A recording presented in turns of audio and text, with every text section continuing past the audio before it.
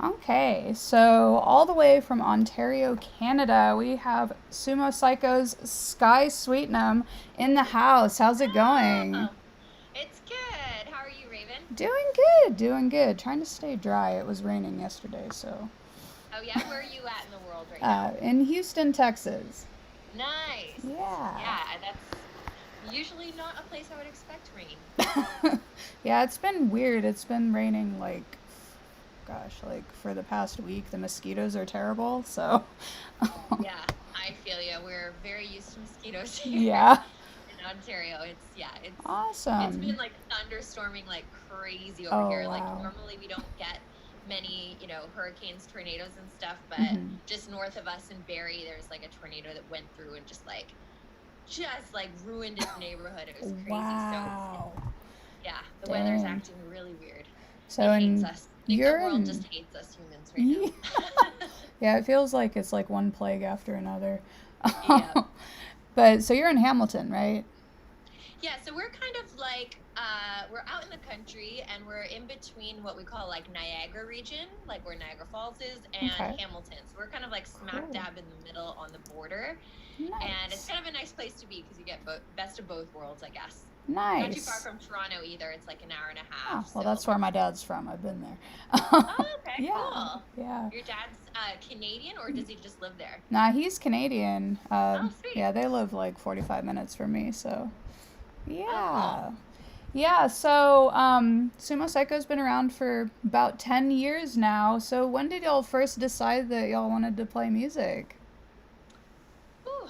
Well, I mean, everyone I think in the band has had their own different journey to discover like that music was for them. For me personally, I was just like a really young kid when I kind of knew that performing specifically was just my jam. Like, ever since like school plays, and I would gather up all my cousins and just like put on like elaborate Christmas shows for my family. And I just knew that like being on stage and just performing in any way possible was my thing. And when I was about 12 years old, I got introduced to a really awesome vocal teacher who encouraged me to think that, music as a career could be a possibility for me. And up until that, I just thought it was something fun that you did, as a Right. kid to just be creative. But she was, her husband was like a acclaimed songwriter and producer, and she had done like a ton of session singing throughout her life and played in bands, and she had a music school, and she was like, I think you have the stuff to, if you wanted to do this as like a career, you could go for it. So um, herself and another music teacher that I had from school, they both were like, I think, really instrumental in me taking music pretty seriously. By the age of Cool. 12, I started writing my own songs and recording and starting to try to create like an EPK, and I started directing my own music videos and trying Wow. to get attention from the industry. And so it started really, really young for me. And for Matt, the other founding member of Sumo Cyco, he had a little bit of a similar upbringing. Like his mom and dad were both traveling musicians, so Oh, they wow. toured and were in bands. And one of their projects was together. So he Oh, kind of grew up cool. the same way, like around music from a very young age, and just knew like he was just going to do something music. So by the time Sumo Cyco had rolled around and we started this project, we both kind of had our experience and our feet wet, I guess you could say, in a ton of different ways. So Yeah. at that point, we were both like, let's just try something new, Hell yeah, that's a little different. awesome. Yeah. What's up? So, y'all have gotten to play shows with a lot of big names. The one that stuck out to me was Hollywood Undead being y'all's first show ever, which is super amazing. So tell me more about that feeling of being able to open for such a big name, being that it was y'all's first show. Yeah, so funny thing about that show is we literally only had 4 days notice for it. So I think it was a situation where they knew that the touring band that was supposed to open up for them didn't have the right visas to make it across the Canadian border from the US. So they were on this like long tour with Hollywood Undead, but just couldn't make the Toronto show. So they were kind of looking for a band to just like fill in on their spot in Toronto. And it just so happened that Matt had handed our demo CD to the promoter like a couple days prior to this. Oh, wow. So it was like really great timing where like he had the CD like right on the front of his desk, needed a band really quick, and we were like just got that lucky opportunity. Nice. And it was really great. The show was awesome, like packed house. It went really well. We were really super stoked with like a first show experience. Nothing went horribly wrong, except my guitarist accidentally jammed one of the guys from Hollywood Undead their hand in a door, like jammed it in a door. He was like opening the door, and this other door was kind of like this hallway where there's like too many doors in a small amount of space. Wow. And one door was opening while the other one was opening, and it just like jammed this guy's hand. Oh, and no. At the time, he was wearing his mask, and Matt didn't know their names, and he was just like profusely apologizing because this was like, you know, backstage moments before they're supposed to hit the stage, right? So, and I'm sure the guy was just swearing and just like, oh my God, this is like the worst possible time to have my hand hurt. Like, anyway. So we felt really bad for that. So if any of the Hollywood Undead guys remember it or are listening, we profusely apologize for hurting you moments before you went on stage. But yeah, other than that, it was a good show. Cool. Okay, so Initiation was released this year along with 4 of y'all's music videos for Bystander, Vertigo, No Surrender, and Bad News. So how has that release process been for you guys? Well, it's definitely been different. It's been a new experience working with Napalm Records. We were super, super lucky to be working with them and had really great opportunity to kind of reach more people with this release. Just because we have, you know, the whole Napalm support system as well as their massive like YouTube following and whatnot. So I found that our premonition was right. We wanted to call this record Initiation, even though that means a start of something, because we knew we were kind of like starting to introduce ourselves to like a whole new bunch of people with this record. So it was interesting to see a group of people like the Napalm fans kind of take on something like Sumo Cyco, because it was very polarizing, the opinions, and a lot of great exposure, a lot of new fans, which is amazing. But there's also people that are like, what the hell is this? And where did it come from? And why is this on Napalm Records? And to be honest, I kind of love that.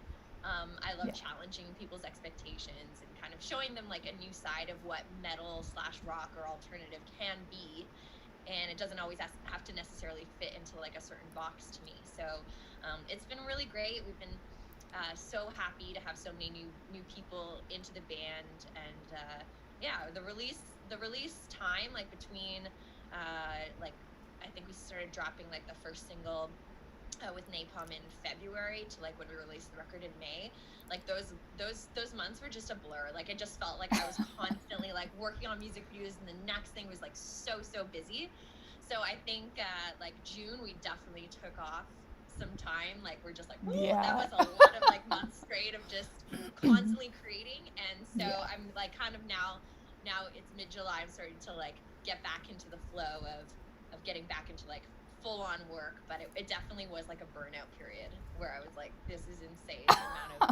The amount of work I put on my shoulders to just do so much. Like a video a month is insane for us because we create it all ourselves. And there's just like a lot to do in 1 month's time for each video. So it was fun, don't get me wrong, but it's definitely like one of those things you got to recover from. Yeah. So as far as y'all's music videos, I know y'all always have like a really unique concept for each one, which I think that's part of what the appeal is. I know, like, I found it that way when I discovered y'all on YouTube.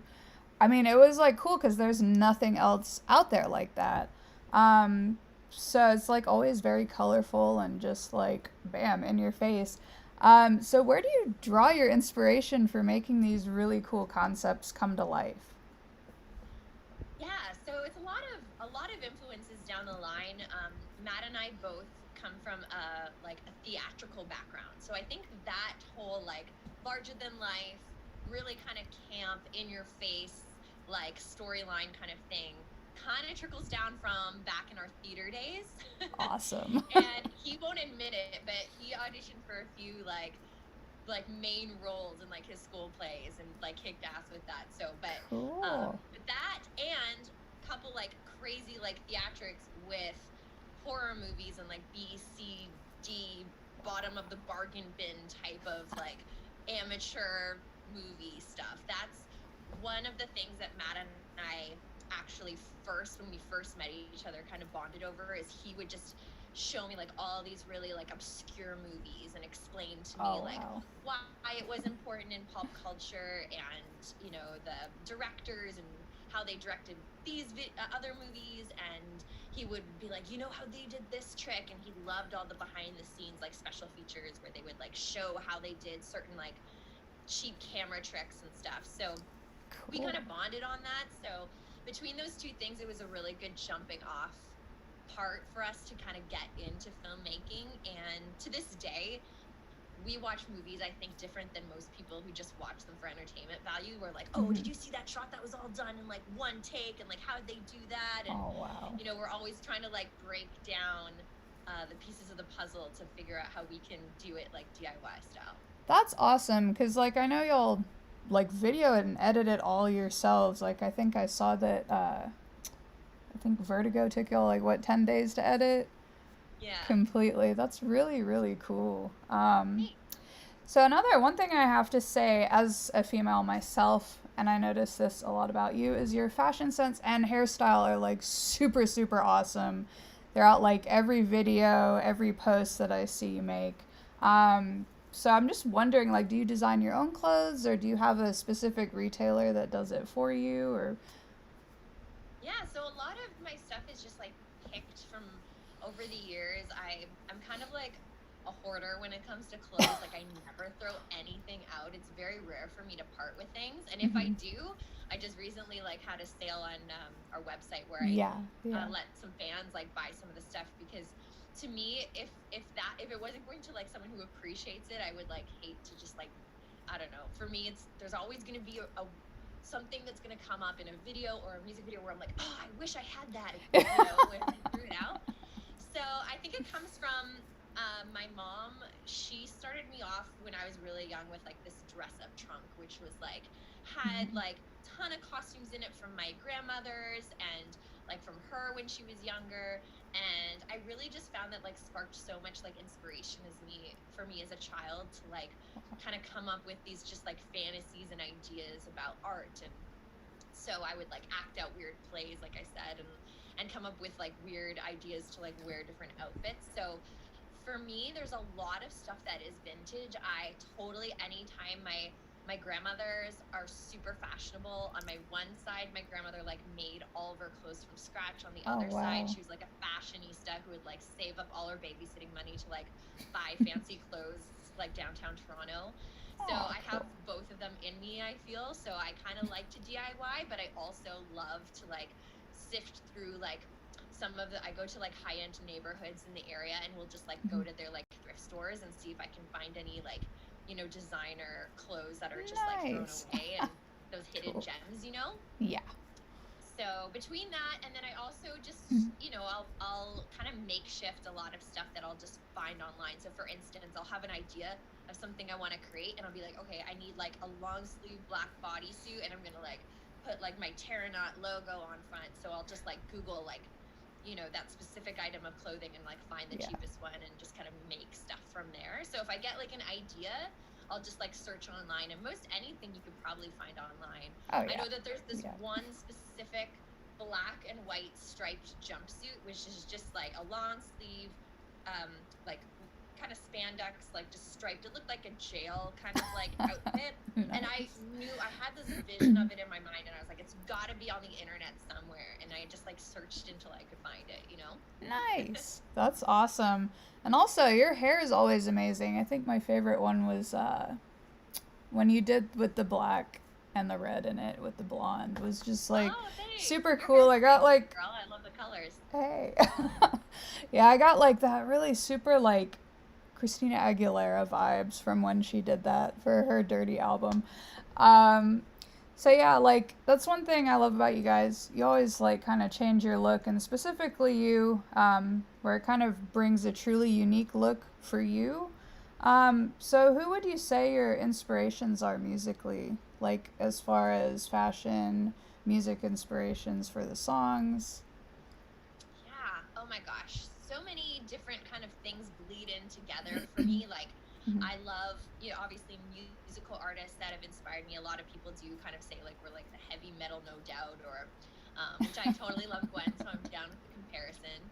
And Awesome. it's crazy how many females in our genre of like metal that I know like Gwen and No Doubt was like a huge moment for them. Like, having her as someone that came out and did like push ups on stage singing Just a Girl was like super badass and influential for a Yeah. lot of people. I know Tatiana from Ginger would always sound check with like No Doubt Yeah. songs when we were on tour with them. And I know Heidi from Butcher Babies just mentioned that was her like favorite band ever. It was like No Doubt. So, and I Awesome. feel the same way that she definitely like opened doors for females in that kind Hmm. of world.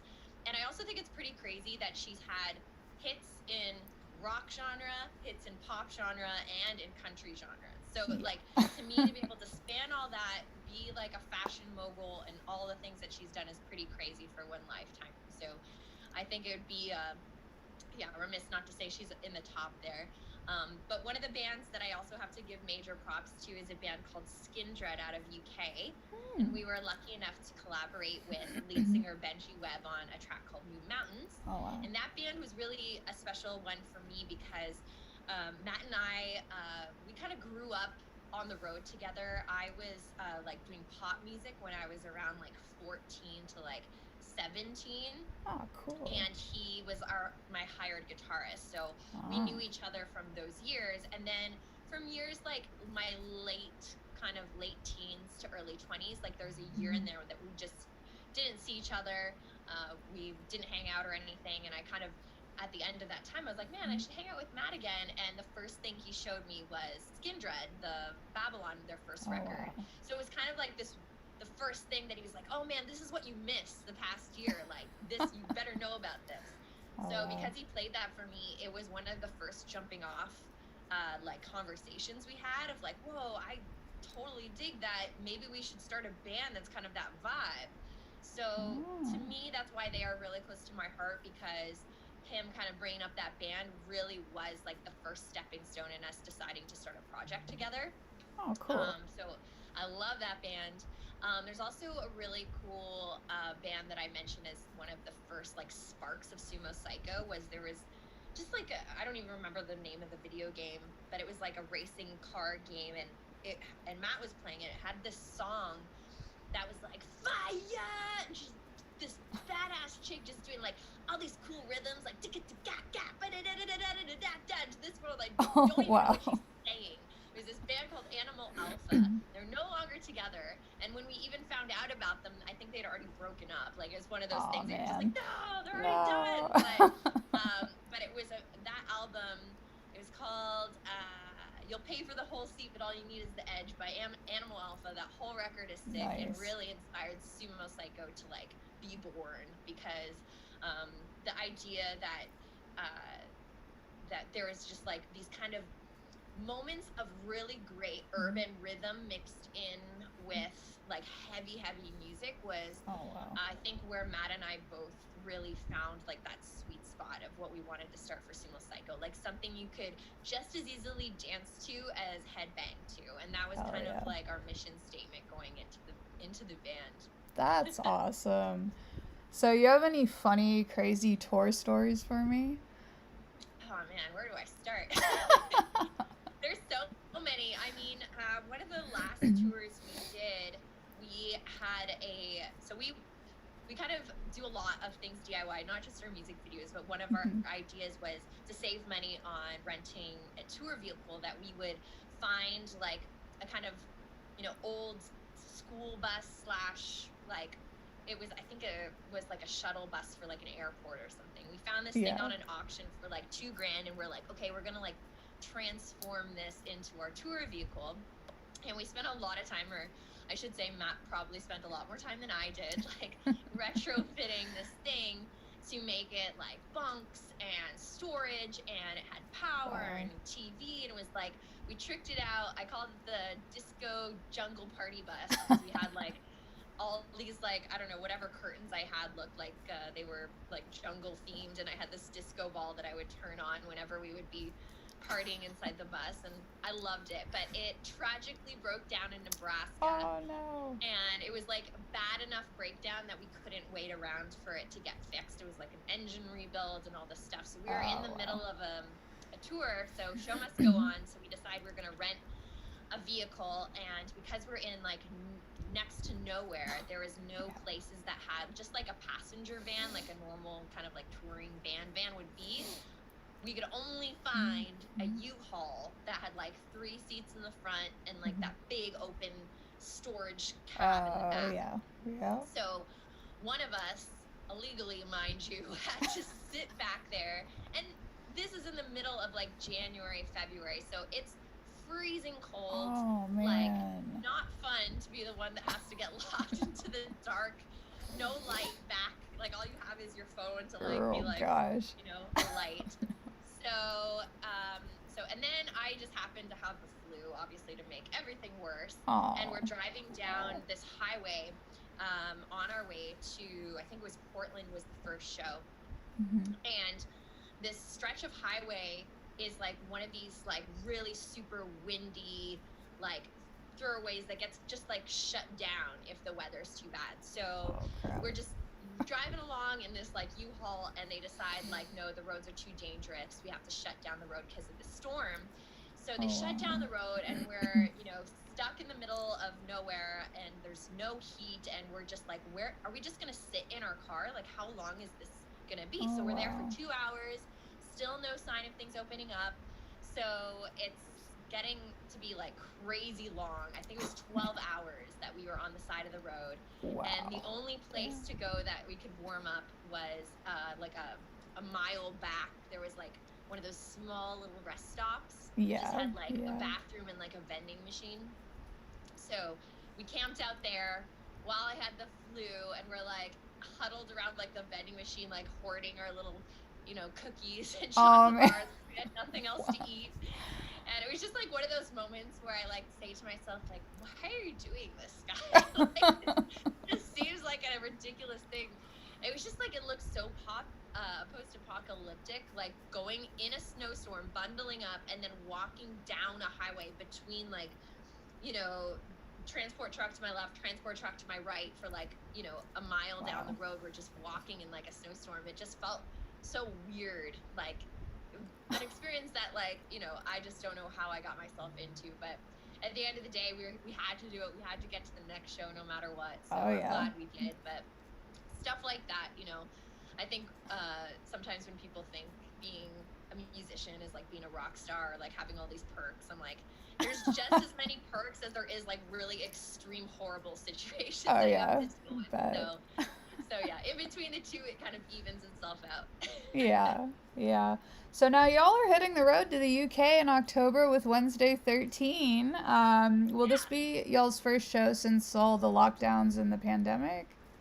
Yes, it will be. So awesome.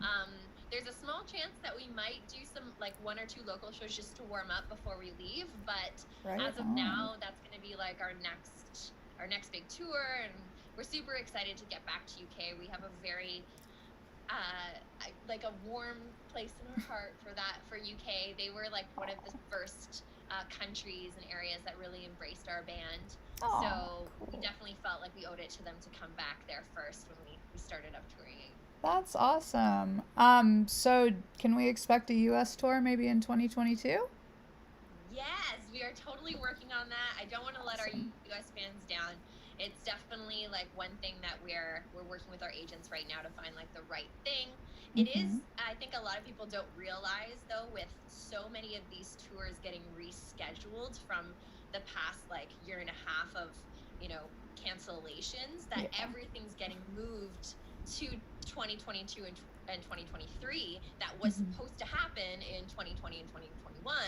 So it makes sometimes it a little bit difficult for agents to kind of book new tours because so many venues are booked up and plans are kind of already kind of pushed over, as well as, unfortunately, in some cases, like venues shut down because they weren't able to make it through the pandemic with certain, financial problems concerning shutdowns. So that kind of sucks. Yeah, So definitely.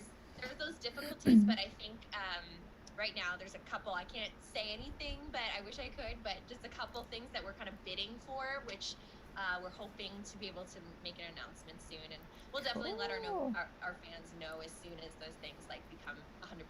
So Awesome.